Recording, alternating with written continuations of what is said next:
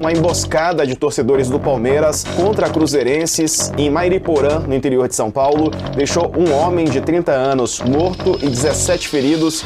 Em 27 de outubro de 2024, uma briga entre duas torcidas organizadas tomou conta do noticiário nacional. A emboscada promovida por membros da torcida Mancha Verde do Palmeiras contra um ônibus cheio de membros da Máfia Azul se transformou rapidamente na notícia do dia e entrou no centro do debate sobre violência no futebol do Brasil. O Ministério Público de São Paulo suspeita que a emboscada foi um ato de vingança. O mundo sabe que vai ter vingança há 2 anos. Essa briga de torcida uniformizada de Cruzeiro e Palmeiras vem desde os anos 80. Mas no meio de milhares de opiniões que surgiram durante as semanas que seguiram esse episódio, há detalhes e perguntas que ficaram sem resposta. Afinal, por que uma torcida de São Paulo alimenta tanto ódio contra uma de Minas Gerais? E como essa guerra, que não começou agora, pode se transformar nos próximos anos?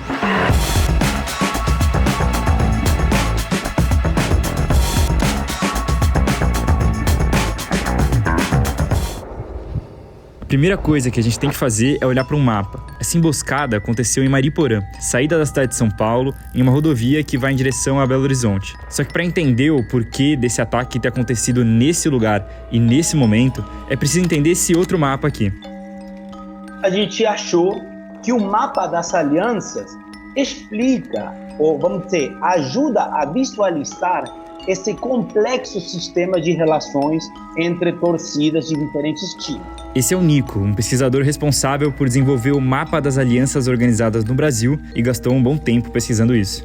O que a gente conseguiu reconstruir é o seguinte: foram 52 torcidas organizadas, agrupadas em 5 redes de alianças, que a gente considera que são ou as principais, ou as maiores, ou aquelas que estão confirmadas. Essas 52 torcidas organizadas foram ordenadas em 5 alianças: dedo pro alto, punho colado, punho cruzado, lado A e lado B.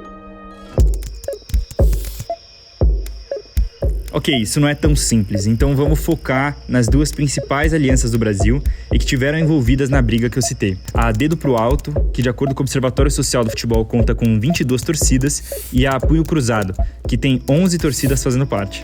Apesar de ser uma união, algumas torcidas são maiores e mais influentes nas alianças. Torcidas como a Mancha Verde do Palmeiras, a Galocura do Atlético Mineiro e a Força Jovem do Vasco foram pioneiras no movimento das organizadas e são numerosas nos seus estados.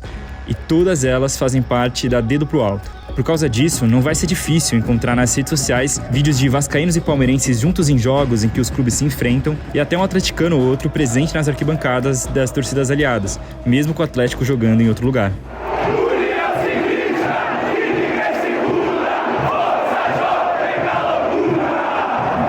Publicamente, as alianças são formadas e funcionam como um ponto de referência em estados diferentes. Quanto mais alianças a torcida do seu clube tem, mais lugares para ser recebido você também tem nas capitais do Brasil. Mas quando você é muito amigo de um, como a rivalidade cumpre um papel importante no futebol, inclusive em campo, automaticamente você cria um inimigo do outro lado. E acho que agora você está entendendo onde eu quero chegar. Tem uma coisa que na antropologia se chama síndrome do beduíno. É um nome esquisito, mas para uma parada simples. O amigo de um amigo é um amigo. O inimigo de um inimigo é um amigo. O amigo de um inimigo é um inimigo. O inimigo de um amigo é um inimigo. Substituir essas palavras por nomes de torcidas organizadas, você explica o mapa todo.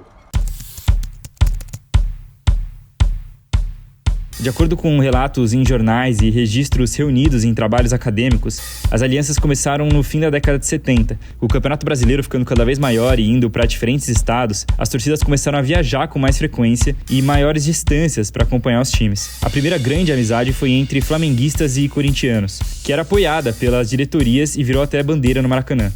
Não temos discriminação por ninguém. Isso me cheira, isso faz até complexo de perseguição. Teve até um almoço lá, tranquilo, né?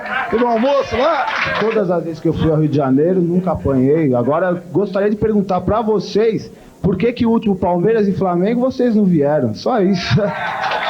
Veio meia dúzia que o batalhão de choque levou em 3 camburões pra pensão Gaviões da Fiel, que eu acho que virou pensão. Os caras dormiram nos gaviões. Dentro dos seus próprios estados, já existia treta entre torcidas de Flamengo e Vasco, palmeirenses e corintianos. Mas a aproximação pública dos rivais, que, segundo alguns membros da Mancha Verde, já existia com a organizada do Vasco, ficasse ainda mais forte, iniciando assim a rede de camaradagem e proteção que avançou com os anos. 1987. O Atlético Mineiro enfrentava o Flamengo pela semifinal do Brasileiro daquele ano no Maracanã. Depois do apito final, a então jovem torcida organizada Galocura protagonizou uma das maiores brigas interestaduais do Brasil até aquele momento contra torcedores do Flamengo. Um conflito que se arrastou para a partida de volta em Belo Horizonte. Os torcedores do Atlético queriam descontar a recepção hostil que tiveram no Maracanã. Aos gritos de vingança, os atleticanos partiram para cima da torcida adversária. O capítulo que aproximou esse lado dos torcedores vascaínos, rivais declarados do Flamengo, não fez eles se aproximarem diretamente dos palmeirenses. Isso só foi acontecer em 88 por causa de outra treta de organizada. No episódio que ficou marcado como a primeira morte ligada à briga de torcidas, o assassinato de Cléo, presidente da Mancha Verde, provocou uma onda de homenagem nas arquibancadas do Palestra Itália na semana do crime. O jogo contra o Cruzeiro era para ser um marco, mas as provocações vindas do lado azul se transformaram em uma briga nas arquibancadas que selou a inimizade e união definitiva entre palmeirenses e atleticanos, colocando os cruzeirenses ainda mais próximos da aliança que se formava entre rivais das que se tornaram integrantes da Dedo pro Alto. A chamada Punho Cruzado conta com aproximadamente 11 torcidas, sendo algumas das principais a Torcida Tricolor Independente do São Paulo, a Jovem do Flamengo, a Máfia Azul do Cruzeiro e a Jovem Leão do Sport. Outras 3 alianças consideradas pelo Observatório e são as mais reconhecidas do Brasil são a Punho Colado, que liga a Young Flu do Fluminense a torcidas do interior de São Paulo e outras regiões do Brasil, e as uniões chamadas de Lado A e Lado B, que colocam em lados opostos gigantes do Norte e do Nordeste, como a Inferno Coral do Santa Cruz e a Mancha Azul do CSA, que estão do lado A e também participam da Dedo pro Alto, e a Terror Bicolor do Paysandu e a Jovem do Botafogo da Paraíba, que integram o Lado B junto com outras organizadas. Apesar de parecer uma cultura quase underground, as alianças são de conhecimento público e influenciam nas decisões de quem manda no futebol. Em novembro de 2024, na partida decisiva entre Palmeiras e Botafogo pelo Brasileirão, a torcida Fúria Jovem foi impedida pela Polícia Militar de São Paulo de entrar no jogo com seu material. E a justificativa da própria polícia foi a suposta aliança entre a Fúria e a Gaviões da Fiel, do Corinthians, rival histórica da Mancha Verde do Palmeiras. Nos últimos anos, os confrontos e confraternização entre torcidas brasileiras e sul-americanas têm aumentado, e a maneira que elas começam segue a mesma lógica de sempre. Por exemplo, amiga há anos da geral do Grêmio, a Barra do Racing esteve com torcedores do Palmeiras pro confronto contra o Corinthians na Sul-Americana de 2024. Amigo de um amigo e, quem sabe agora, inimigo de um inimigo.